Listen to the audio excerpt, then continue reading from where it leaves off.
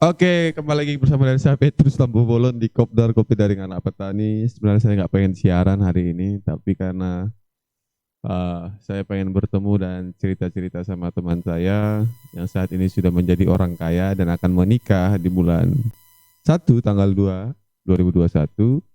Jadi kita akan bincang-bincang seputar tentang ya masa-masa kuliah dan sampai kepada tahap pernikahan dan apa saja yang sudah dipersiapkan. Jadi dia nggak perlu khawatir, soalnya dia khawatir langsung ketembak langsung masalahnya. Oke, Lek, apa kabar Lek? Wah, Puji Tuhan, baik-baik. gimana gimana setelah selesai S1 gimana rasanya? Yang pasti senang banget ya, senang dan akhirnya perjuangan yang panjang bisa lulus juga gitu kan. Lu tau lah perjuangan gua. Tahu lah. Masa gua nggak tahu perjuangan lu, gila kali. Perjuangan yang luar biasa. Ya, tapi kan menghasilkan tuh perjuangannya. Iya nggak? Oh iya, pasti itu. Pasti. Tapi memang hal apa yang membuat lu begitu yakin bahwa lu akan selesai kuliah sebenarnya? Dengan suatu pergejolakan yang ada kan? Hmm. Hal apa yang membuat lu Ya, yakin jadi tuh? ini buat apa namanya? Ini sekalian buat ini juga sih, motivasi buat teman-teman yang mungkin Hmm. ngalamin kayak gue ya. Ya. Jadi gue uh, cerita sedikit bahwa gue tuh nyelesain kuliah itu nggak tepat Hmm. waktunya ya. Iya. Seharusnya gue lulus itu tahun 2000 berapa? Sebarang 18. sama lu kan? Barang-barang 18. Harusnya kan? Ya. 2018. Tapi gue mundur 2 tahun karena waktu itu gue ambil cuti karena keuangan gitu ya.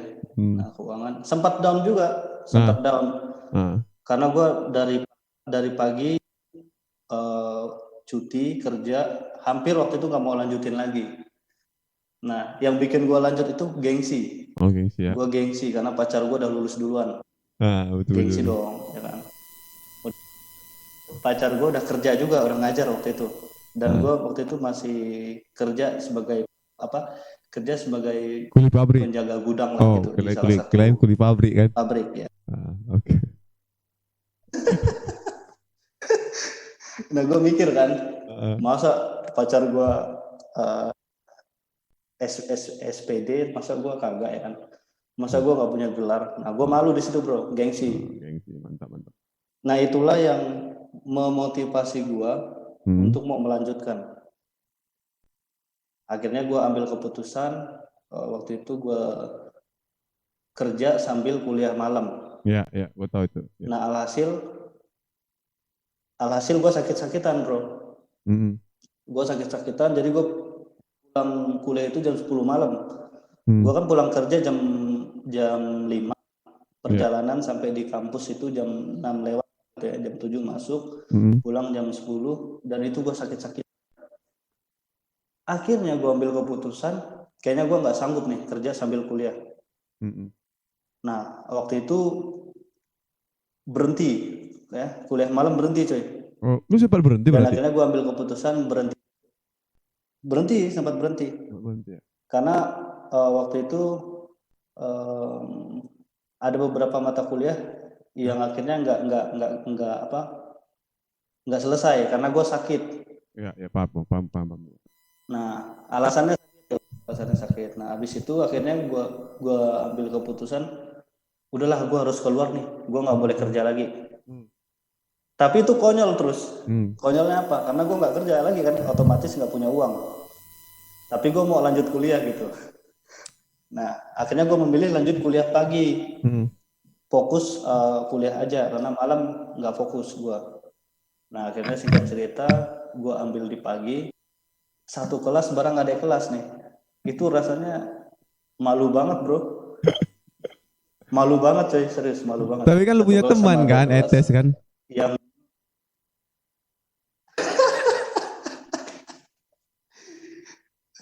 iya itu punya teman, ada ETS, ada pantri Ya, ya. sebetulnya.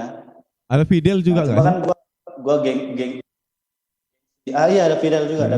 ada Fidel. Cuma Fidel waktu itu kalau dia selesai duluan deh. Iya, benar, benar, benar. Dia tahun 2019 iya. 19, 19. Nah, di situ gua malu 2 kali tuh, teman gua ternyata duluan lulus lagi tuh. Jadi 2 kali kebalap ya. Iya. Nah itu.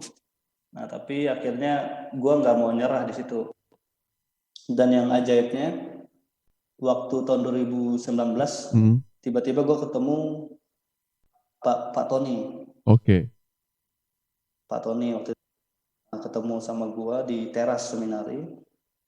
Nah waktu itu dia nawarin ini kerjaan. Waktu itu gua disuruh diminta ngajar di SMTK. Oh. Udah akhirnya gua ngajar. Dari situlah Tuhan buka jalan, gua bisa membiayai kuliah gua sampai selesai. Oke, lu wisuda kemarin ya, bulan lalu ya? Atau bulan ini lu wisuda lu? Iya, 1 bulan lalu. Oke. Wisudanya bulan lalu. Ya, kita akan ucapkan selamat buat perjuangannya selama 6 tahun kuliah. Tapi ya gua mengisi setiap kekosongan dan ruang-ruang yang ada di situ karena I know perjuangannya gimana. Dan oke, lu kan sudah selesai nih ya, langsung selesai dan sekarang jadi wakil nih, jadi guru nih. Menurut lu hal yang sangat berat saat ini ketika lu jadi ngajar, kalau sekarang kan tatap muka ya. Kalau sekarang masa COVID nih, hal yang berat itu mengajar itu gimana sih?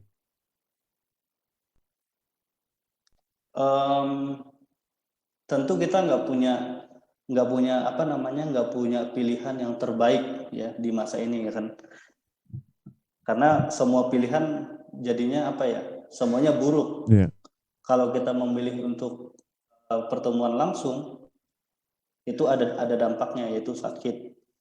Nah, apalagi sekolah tempat gua mengajar ini kan ada anak-anak yang COVID waktu itu. Sempat viral lah. Sempat viral kita ya, kampus kita dulu. Itu resiko ya, kampus kita itu terkenal waktu itu di TV, sempat viral. Dan itu resiko kalau kita mau memaksa mengadakan pertemuan langsung. Ya. Nah, tapi di sisi yang lain ada pilihan yang kedua, yaitu daring ya.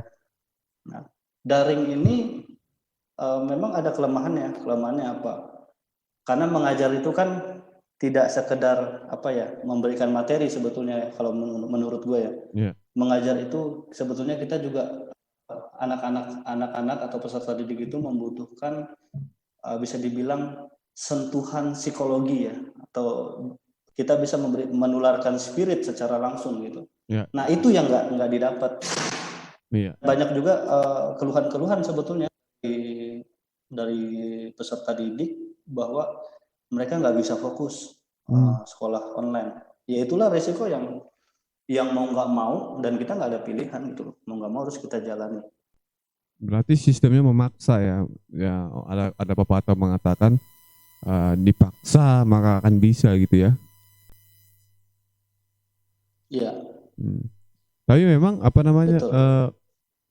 itu kan kepada sistem siswanya ya, kalau lu bilang ya. Tapi kepada sistem guru sendiri gimana sih kalau kita jadi tenaga guru gitu? Oh ya, dari sistem guru begini,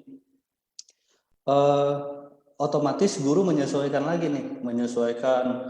kurikulumnya, ya, menyesuaikan strategi pembelajarannya, segala macam. Yeah. Karena kan menurut peraturan undang-undang ini kan yang baru kan, yang khusus ya, dengan kondisi khusus ini kan, guru mau nggak mau dan harus mengupgrade diri juga, mau dia guru yang sudah tua maupun yang muda, mau tidak mau dia harus mengikuti undang-undang pendidikan yang baru ini, yang khusus ini gitu loh.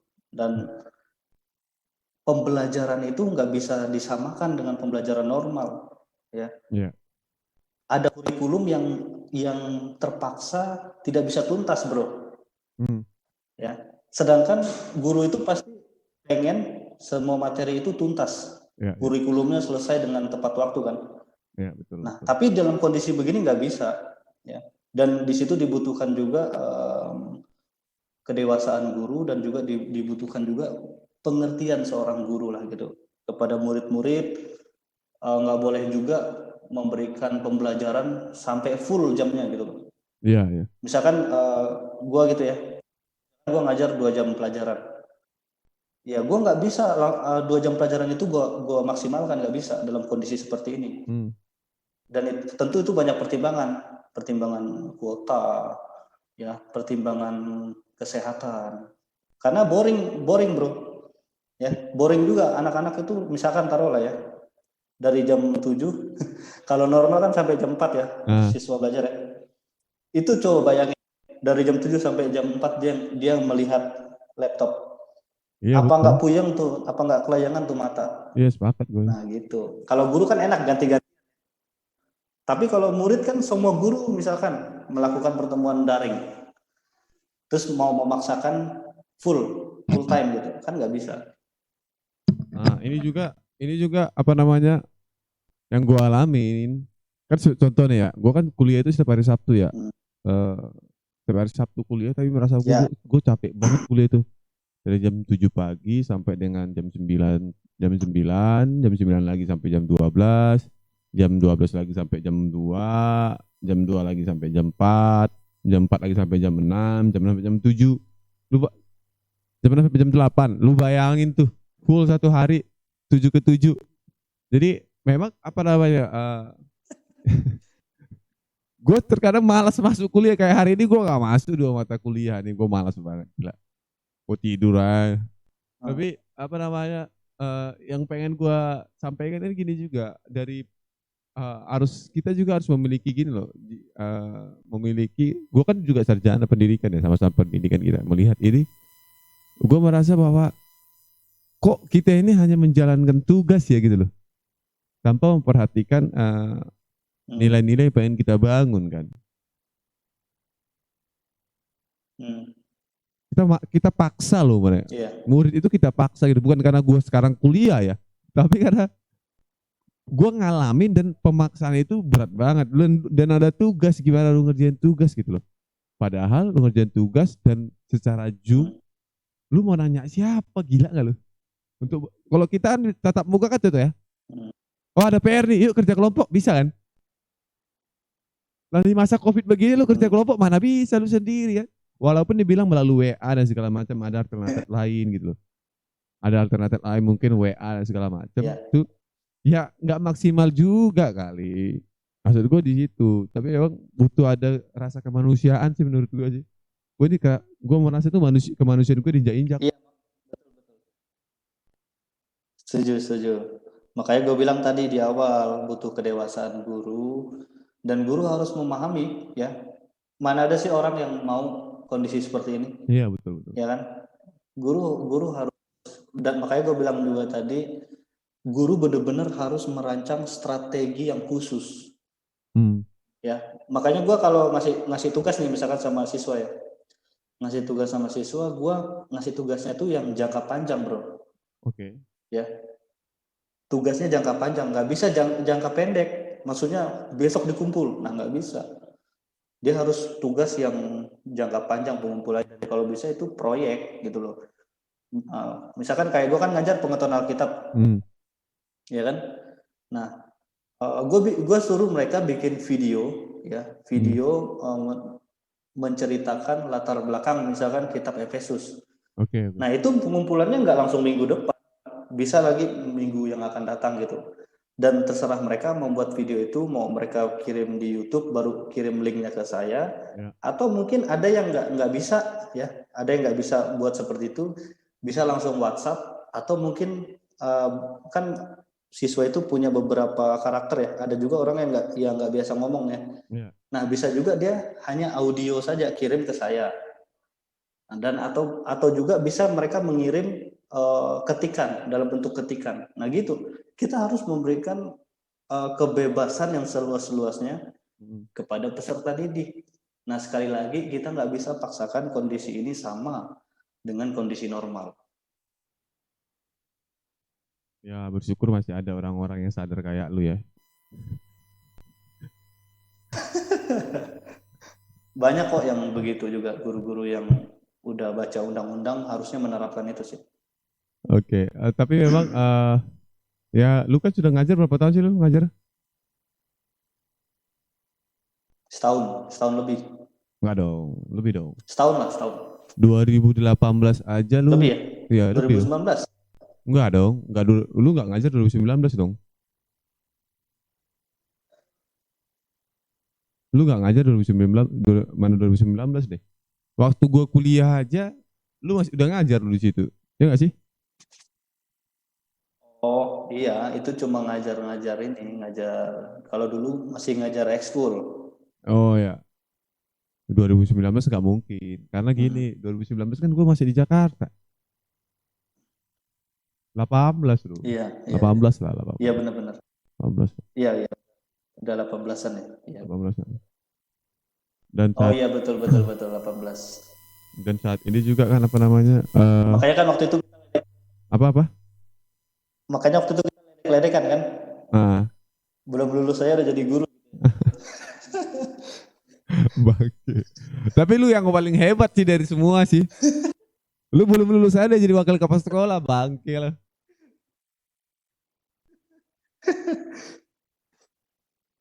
Tapi lu hebat tuh. Kita kan Terus lu gimana deh?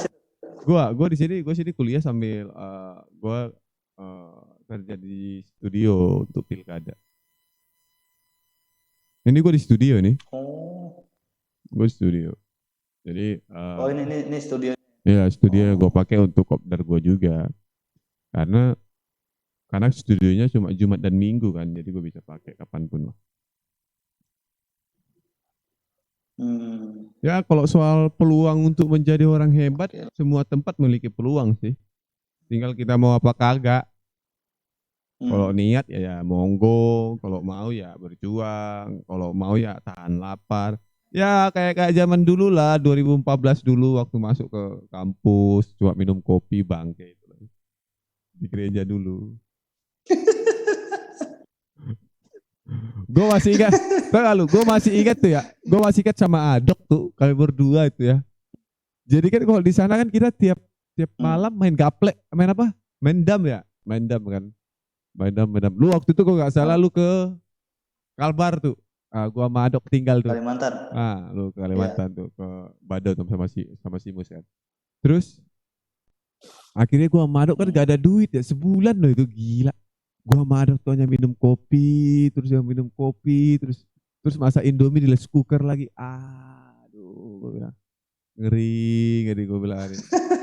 Gue itu bangke banar. Apalagi begadang lagi tiap malam. Lu tahu tiap malam begadang sama orang si Bo, kayak si Alpo. Semua di situ main gaplek itu. Gimana coba kita ini? Ya. Tapi menurut gua fun-fun aja sih, nggak ada masalah sih. Ketika hal itu dialamin juga di masa sekarang ini nggak beda sih masanya. Memang nggak minum kopi, tapi maksud gua kita mulai Hmm. dari nol gitu loh. Kan lu ada juga Kayak BBM ya. KBB. Kayak lu nggak pernah jalan kaki aja ke Jatinegara anjing subuh-subuh.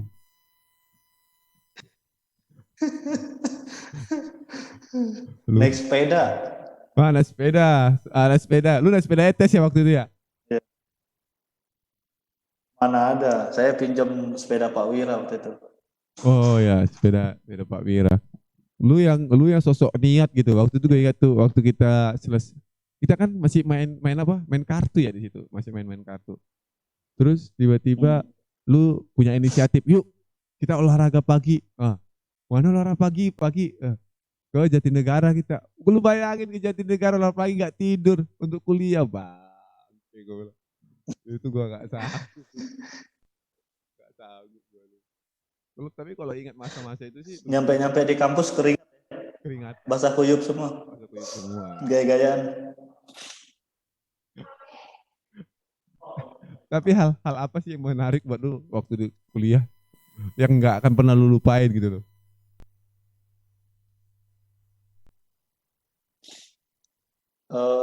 Waktu kuliah ya. Hmm. Waktu kuliah tuh gue banyak banyak main-main sih, bro. Ya, Oke. itu penyesalan penyesalan yang apa ya, yang sekarang baru gue rasakan gitu. Setelah gue jadi guru, gue gue melihat ke belakang gitu. Gue dulu banyak main-main. Hmm. Terus gue kan ngajar SMA ya, Iya, ya kan. iya. Anak-anak SMA itu udah ini SMTK nih, Hmm. khususnya nih ya.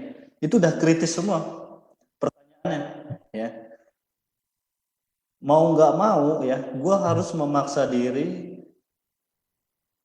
uh, me, me- apa namanya mencari Hmm. mencari ilmu lagi itu, menggali lagi seperti TPL, PBU, Hmm. dan pembelajaran kita waktu kuliah. Iya betul sih. Pertanyaan mereka jauh lebih tajam dibanding kita dulu kuliah loh sekarang. Jadi memang kalau gue lihat, gue nyesal juga dulu banyak main-main Lu main-main sama siapa lu? sama lu, sama lu Hendra, Etes, bercanda mulu kan kita di kelas. Gue Padahal kita punya peluang untuk mendapatkan ilmu lebih banyak sebetulnya. Nilai kita bisa jauh lebih baik dari itu. gue masih gue masih ingat tuh Hendra kena lempar spidol apa spidol dan penghapus tuh. Cingisan. Tapi Hendra udah mengampuni kayaknya. Dia udah mengampuni. Udah PNS dia bos. Harusnya nih sambungkan ke Hendra juga. Hendra gak ada sinyal di hutan. Gimana sinyalnya di hutan dia? Itu di hutan ya. Dia lagi ini kan proses buat rintis pengembalaan ya. Iya dia pengembalaan sih. Tapi gue lihat dari perkawanan kita nih ya, lucu juga ya bisa kayak kayak kita nih. Kok gue bilang setidaknya menjadi orang gitu loh. Ya betul, setuju. Iya kan? Gue Setuju pikir banget, gue setuju kalau itu. kok gue lihat ya hidup gue di Jakarta contoh malu juga sama Endra sama segala macam. Hidup gak bagus-bagus amat gitu loh. Tapi kita berjuang dari nol sih yes gitu loh. Kalau untuk bicara tentang perjuangan sih iya gitu. Kok bisa gue jadi orang ya gitu loh. Ada kebanggaan sedikit lah gitu loh dalam hidup nih kan. Apalagi apalagi gue lihat Ale ya kan dengan semua problema yang ada.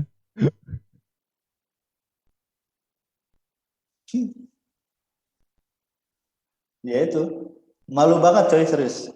Kalau lu jadi gue bakalan malu banget, sumpah. Tapi itu menjadi itu loh, like Tapi satu dukungan. gua iya betul, jadi motivasi ya. Iya, gua aja termotivasi sama lu untuk Emang kurang aja enak.